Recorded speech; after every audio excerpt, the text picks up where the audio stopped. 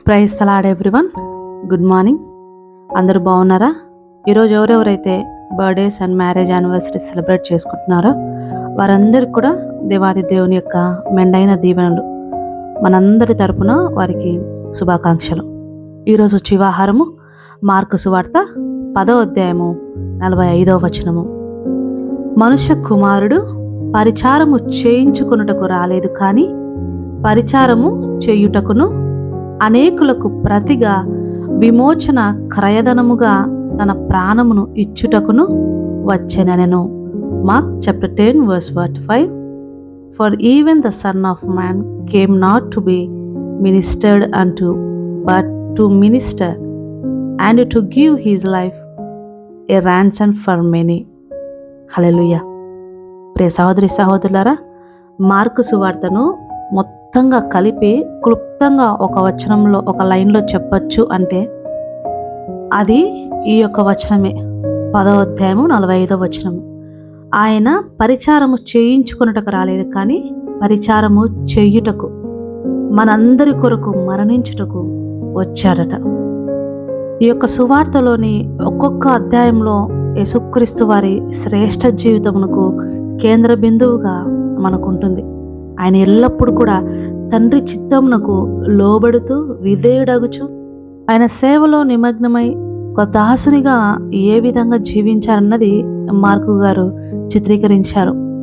వాక్యమును ప్రసంగించుచు ఆయన ఉపమానములు చెప్పుచు అనేక మంది రోగులను స్వస్థపరుస్తూ మరణమైన వారిని కూడా తిరిగి లేపుతూ మరణం వరకు ఇతరుల అవసరాలను నెరవేర్చు సేవలో ప్రభువారు ఎల్లప్పుడూ కూడా నిమగ్నులుగా ఉన్నారు.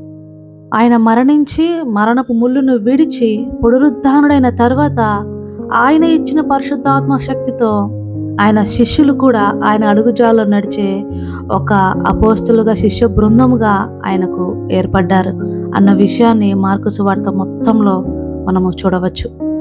ఆయన ఈ భూమి మీదకు రావటకు ముఖ్య ఉద్దేశము ఇదియే, ఆయన తన ప్రాణం పెట్టుట మాత్రమే.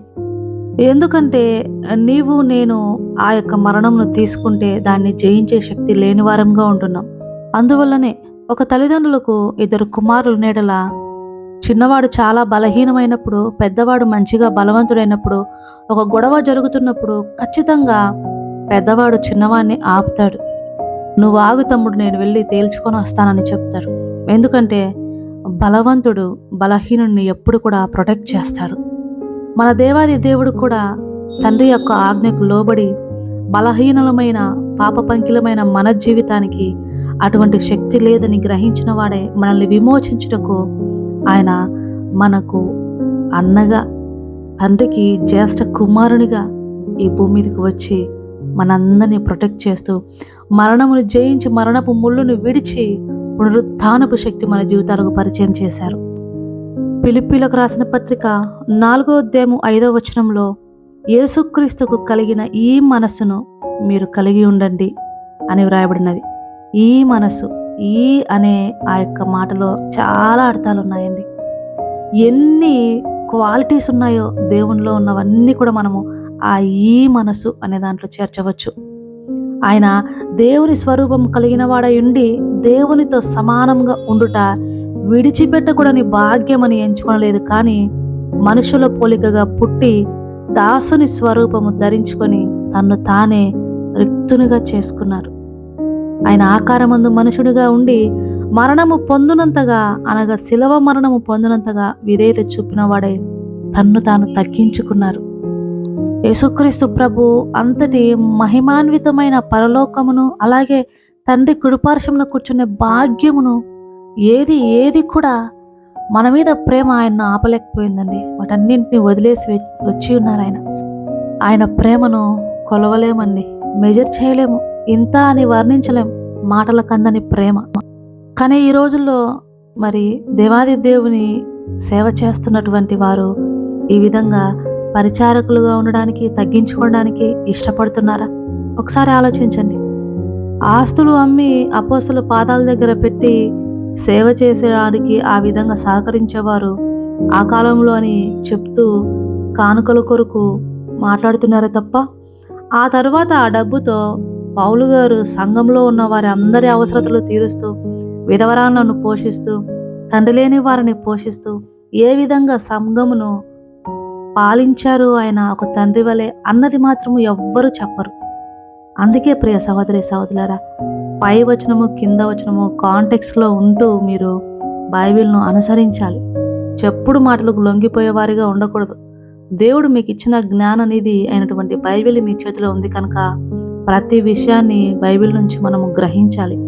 దేవాది దేవుడే పరలోకం విడిచి భూమి మీదికి వచ్చి సేవ చేయంగా లేనిది, ప్రాణం పెట్టినంతగా లేనిది, సేవ చేస్తున్నవారు, ఈ లోకంలో మనుషులుగా ఉన్నవారు, ఏమాత్రము ఎక్స్ట్రా క్వాలిటీస్ లేనివారు, దేవుణ్ణి వారి తగ్గింపులో మాదిరిగా చూపించకపోతే అది ఎంతవరకు సమంజసమో వారి విజ్ఞతకే వదిలేస్తున్నాను. మనం ఎవరిని విమర్శించడం కాదు, కానీ దేవుణ్ణి ప్రొజెక్ట్ చేసే వారిగా, ఆయనకు మాదిరిగా, ఆయనను మనలో కనిపించే వారిగా ఒక క్రైస్తవులుగా బ్రతకాలని దేవుని వాక్యం సెలవిస్తుంది కనుక నేను వాక్యం చెప్తున్నాను.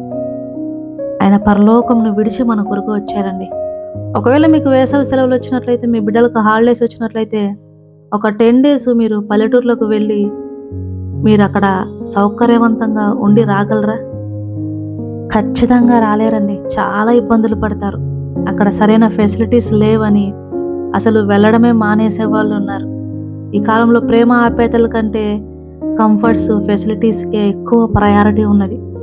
ఇక ప్రేమ ఆప్యాయతలకు అమ్మమ్మల తాతయ్యల ఇంటికి, నానమ్మల ఇంటికి వెళ్ళడానికి ఎక్కడ ఉంటుందండి ప్రేమ బిడ్డలకి? మా పిల్లలు ఎక్కడ ప్రయాసపడతారో, ఎక్కడ ఇబ్బంది పడతారో అంటూ వారిని ఎక్కడికి వెళ్ళకుండా ఆ విధంగా గాజు బొమ్మల్లాగా చూస్తున్నారు. కాదండి, బిడ్డలకు కష్టపడడం కూడా నేర్పించాలి ప్రేమ ఉంటే. వారికి ఈరోజు దేవుడు మనకిచ్చిన వాటి మీద ఆశీర్వాదాలకు ఏ విధంగా వచ్చాయి, అవి మనము వాటికి అర్హులమా కాదా అని బిడ్డలకు నేర్పించేవారిగా ఉండాలి. తగ్గింపులోను, విధేయతలోను, ఒక దానిని వదులుకోవడంలో ఉండే ఆశీర్వాదము బిడ్డలకు అర్థమయ్యేలాగా, దేవుని యొక్క గుణగాలను మనం వివరించేలాగా ఉండాలి. దేవుడి వాక్యం మీ హృదయంలో స్థిరపరిచి ఆయన కొరకు మిమ్మల్ని ఫలింపజేసుకోను గాక. ఆయన ప్రేమ గురించి, ఆయన మనకి ఏమేం చేశాడని దాని గురించి చెప్పుకుంటే దినములు సరిపోవండి. జీవగ్రంథము సరిపోదు, ఈ భూలోకము సరిపోదట. అందుకే మనకు బైబిల్ చాలా కుదించి రాయబడింది. దేవుడు గొప్పవాడండి, అంతే. ఆయన నీలో ఉన్నాడు. నీవు ఆయనకు ప్రతిబింబంగా జీవించాలనుకుంటే ఆయనలో గుణాలన్నీ కూడా నీలో ఉండాలి. హల్లెలూయా. కళ్ళు మూసుకొని ప్రార్థనలో ఏకీభవించండి.